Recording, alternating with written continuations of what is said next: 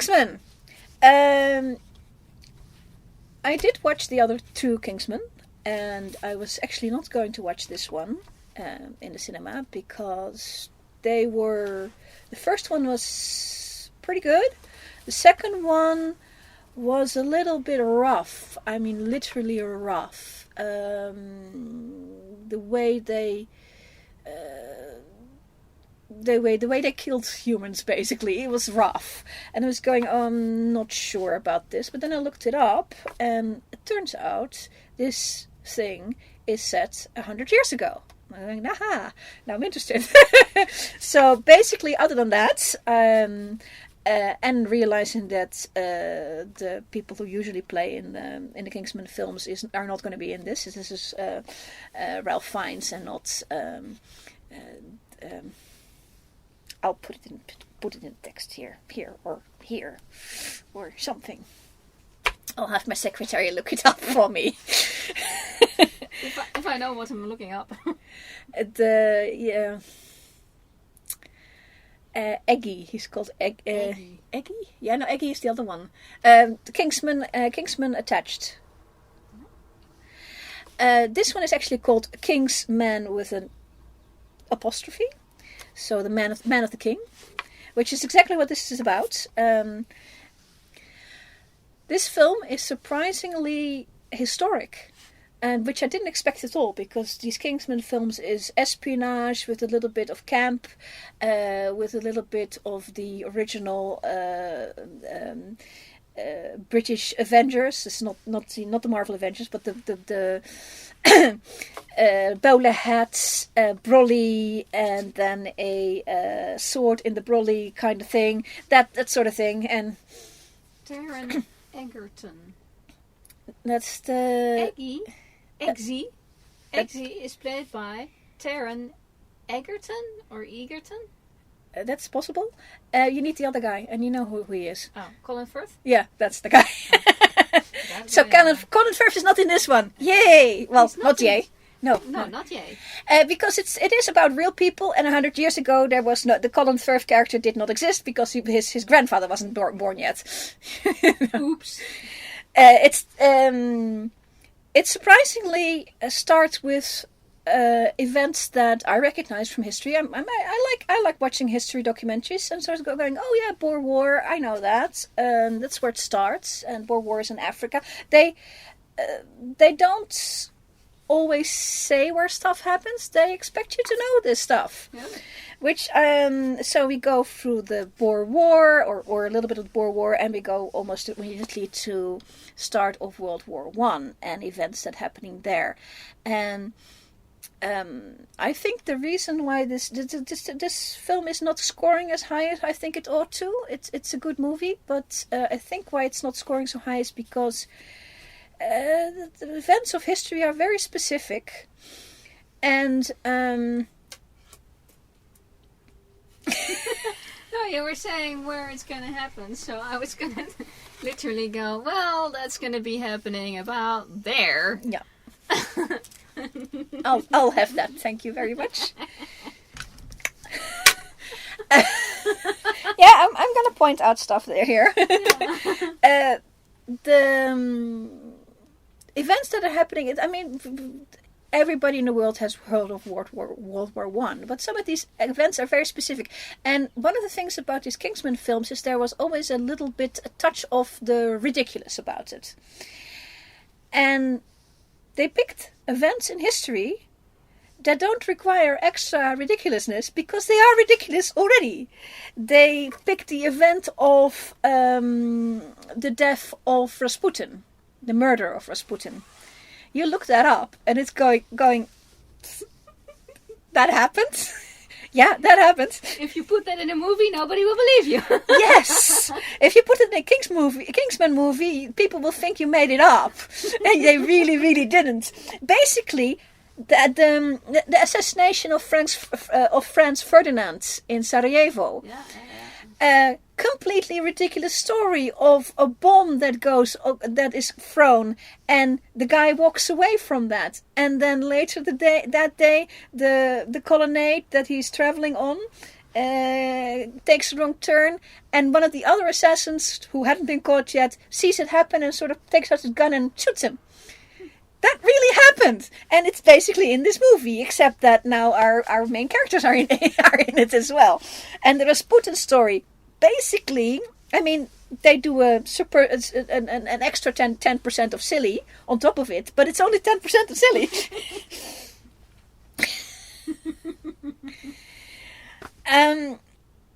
Yeah, and the whole bunch of events that are ridiculous that happens are connected in that way, and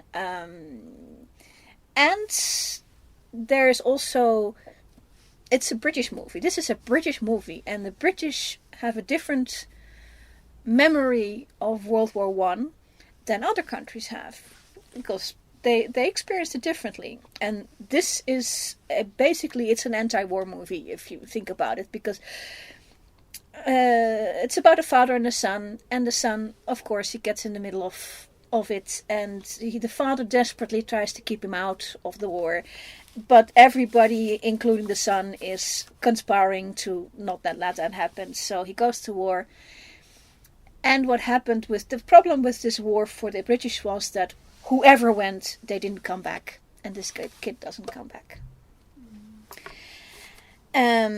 It's also an origin story of the Kingsmen itself. One of the red threads through this story is that important people meet each other at the Kingsmen tailor shop.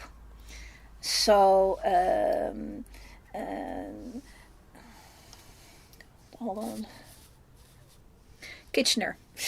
Lord Kitchener meets the main character is called the Duke of Oxford. And this is an interesting thing because as a little bit of a history buff, I know that there is no Duke of Oxford. It's an Earl of Oxford, and I looked it up afterwards. And the title of Duke or Earl of whatever of Oxford is defunct. I think it became defunct like a couple of times, and then it got handed out again by a king or a queen to a next person. And at the moment, I think it's defunct at the moment, so you can call yourself Duke of Oxford in a movie, and it's not a problem. But he meant to be peerage, of course. For the Americans and other Europeans, non-Anglophones, what's a peerage? A member of the nobility. And therefore, in England, somebody who can sit in the House of Lords and be a mover and a shaker in politics, just by being born in the peerage. Nobility. Nobility, yes. And the son is of course also nobility. A lot of the things that happen socially are not explained enough in this movie, and I think that's why this movie is good, but it's lacking in that. The way that boy is under pressure, he's 18, 19, he's under pressure in 1916, he's like 18, 19. He's under pressure from everybody to go to war. And yes, they do the whole letter with the feather, but you have to understand what that means. The white feather as a mark of you're a coward. And the worst thing you could be as a young man in that time was a coward. So the pressure on this kid is really high. The pressure on the father is really high as well, because he's basically a pacifist. He was in the Boer Wars and the war just before that, which was in Afghanistan, by the way, because all wars are in Afghanistan. He was a pacifist, and he went to the Boer War for the Red Cross with his wife and his young son at the time in 1902. And the wife gets killed there. So he's now alone with his son, and he desperately doesn't want his son to be in any sort of army, not even realizing how deadly this war really is, because they had no clue. But the son, the pressure is so much that he does it by subterfuge in the end. He has no choice. And that's the serious part of this movie, and the rest is silly adventures in him touching historical moments, which are wonderful. The acting is wonderful. The guy they have playing Rasputin is very tall. a tall Welshman, and he's really, really good. The guy who plays the King George V and Kaiser Wilhelm, and the Tsar Nicholas II of Russia, all the same guy, Tom Hollander. It's a Tom. Very, very well played, because they are actually all grandsons of Victoria, Queen Victoria, so they are all related. But they look, I could see when I was looking at, oh yeah, he looks exactly like the pictures, because I'd seen all those pictures of those people like a couple of times, but he has that same look, and so the makeup is wonderful. And yeah, the choice of taking on historical events like this, and the ridiculous historical events that nobody believes, and the only criticism I have on that is they involve Mata Hari in a plot that sort of touches on something that sort of happened, but less so than any of the other events in this thing. I have an issue with the way they write women in this thing, because there is also a woman in this in the little group, in the spy group. There's a woman, and there's a gentleman from South Africa who was left over from the Boer War, who is black, and the black company that go to Russia, the black person that go to Russia, that doesn't work.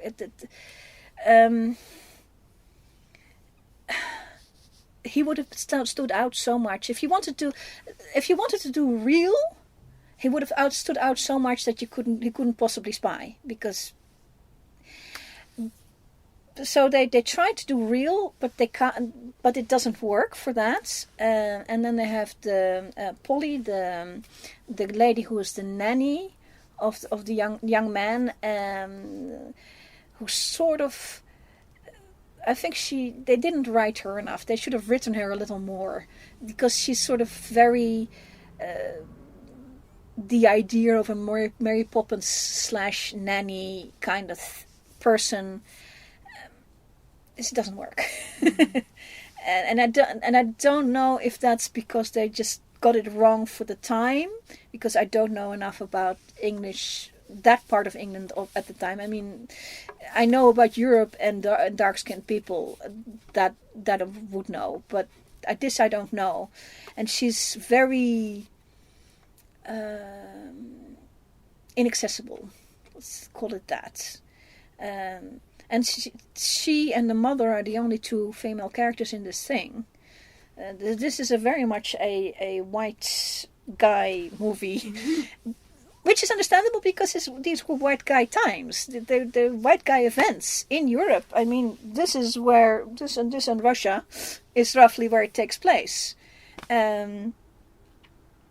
So that and that and that are not that issue here. Yeah, I think that's why this movie is not getting the viewership that it should get. There's very specific historical events that are really better if you know about them. If you don't know about them, you sort of go, I don't believe this. Mm-hmm. Yeah, that part is actually the part that happened. The part that you did believe is the part that didn't happen. Mm-hmm. And so it's sort of an in-joke. It's almost an in-joke. And I don't think you can do that as a movie. You can't be that much of an in-joke. Yeah, because if you're a storyteller, your story actually has to make sense. But if it's history, it doesn't have to make sense. It's just what happened. Yeah, and I think maybe they haven't made clear enough that this is actually history. Mm-hmm. They do throw some name dropping, but there are names that are not that known, like President Woodrow Wilson. Yeah. It's not the famous. No, Americans know this. Yeah, but he's not one of the. He's not Roosevelt. No. And then Rasputin is also not the most known. So what helps me in movies like this, where they just assume stuff and it is actually historical, is please give me the place and the date at when there's a scene change, and it's pertinent, because that gives me an idea of what's going on, where we are. It helps. It's basic, it's easy, you don't need a lot of name dropping for it, but at least I get more of a sense of what's going on. Yeah, and I had the timeline in my head because I know the timeline. And I knew specifically about Rasputin because I'd seen the movie. The thing is, I and the people who made this, I'm not English, but they are, I've watched the same BBC documentaries that they have. So I've seen all of this, and that's the target audience, the people who've seen these kind of things, who know this English lore around World War One, and specifically how it's been reported lately on English TV. So, some of the slants are really straight from that versus history, actually, and a couple of mistakes here and there.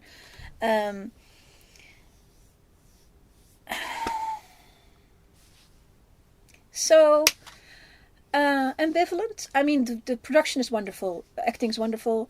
That's not an issue. Ambivalent about it. I think it's worth seeing, but it helps if you know your history. It helps if you know your history. So that's it. Bye.